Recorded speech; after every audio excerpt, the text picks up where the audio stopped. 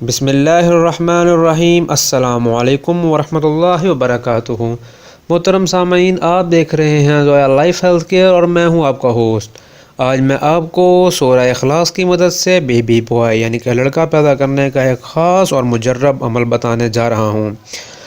عمل بتانے سے پہلے میری آپ سے گزارش ہے کہ اگر آپ کے خواب میں بھی آپ کو مینڈک نظر آتا ہے یا اس طرح کے جانور نظر آتے ہیں تو ہم نے یہ ویڈیو اس کی تعبیر فل ڈیٹیلڈ تعبیر دوسرے ہمارا جو چینل ہے علم آن لائن اس چینل پر اپلوڈ کر دی ہے۔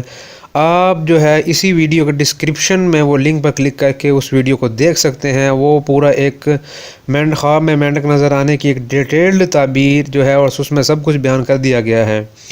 تو لڑکا پیدا کرنے کے لیے یہ سب سے اہم اور سب سے ضروری خواہش ہے، مردوں کی بھی اور عورتوں کی بھی، خاص طور پر ماؤں کی، کیونکہ ان کا مان جو ہے وہ اپنی اولاد پر ہوتا ہے، اور ایک لڑکا جو ہے وہ سب سے بڑی بات یہ ہے اپنی نسل کا وارث ہوتا ہے، یوں سمجھ لیجئے۔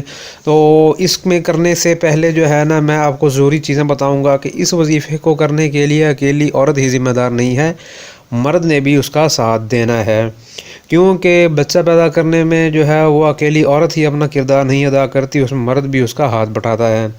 تو آپ نے کیا کرنا ہے، اس وظیفے کو آپ نے بلا ناغہ کرنا ہے، میل نے بھی اور فیمیل نے بھی۔ عورتوں کا اکثر اوقات آپ نے دیکھا ہوگا کہ حیض کے مسائل رہتے ہیں، تو آپ نے یہ وظیفہ اصل میں عشاء کی نماز کے بعد کرنا ہے۔ تو عشاء کی نماز جو ہے وہ عورتیں تو مس کر دیں گی، لیکن یہ وظیفہ وہ خود کریں گی، کیونکہ سورہ اخلاص جو ہے وہ ہر بندے کو آتی ہے۔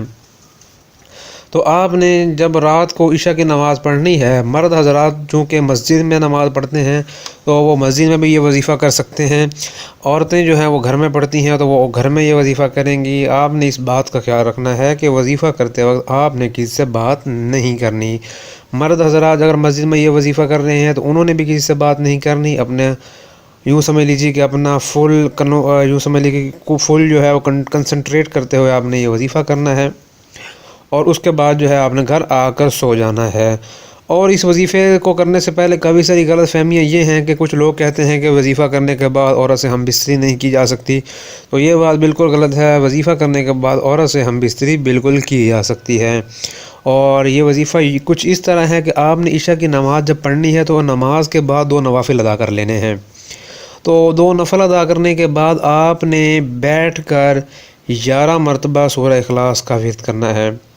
سورہ اخلاص کا ورد یوں کرنا ہے کہ جب جب آپ سورہ اخلاص اپنے منہ میں پڑھیں گے اس کا ترجمہ، اس کی ٹرانسلیشن بھی آپ کے دماغ میں ہونی چاہیے۔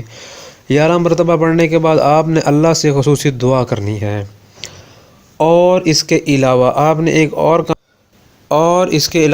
نے ایک اور کام کرنا ہے کہ آپ نے کسی بھی طرح کا میڈیکلی چیک اپ نہیں کروانا کہ اور بچہ جو ہے وہ لڑکی ہے یا وہ لڑکا ہے، یہ آپ نے اللہ پر چھوڑ دینا ہے، کیونکہ جب ہمارا یقین اللہ پر ہوگا تو ہمیں ہماری امیدوں کو جو ہے وہ اللہ تعالیٰ پورا فرمائیں گے۔ تو وقت سے پہلے جان لینے کا ذریعہ تو میڈیکلی جو ہے وہ ایک میڈیکلی ایشوز ہیں، لیکن یہ طریقہ غلط ہے، غیر اسلامی غیر شرعی طریقہ ہے۔ تو انشاءاللہ تعالیٰ آپ کی مشکلات کو اللہ تعالیٰ حل فرمائیں گے۔ اور اس سے پہلے اگر آپ نے ہمارا چینل سبسکرائب نہیں کیا تو ہمارے چینل کو ضرور سبسکرائب کریں، لائک کریں، شیئر کریں۔ السلام علیکم ورحمۃ اللہ وبرکاتہ۔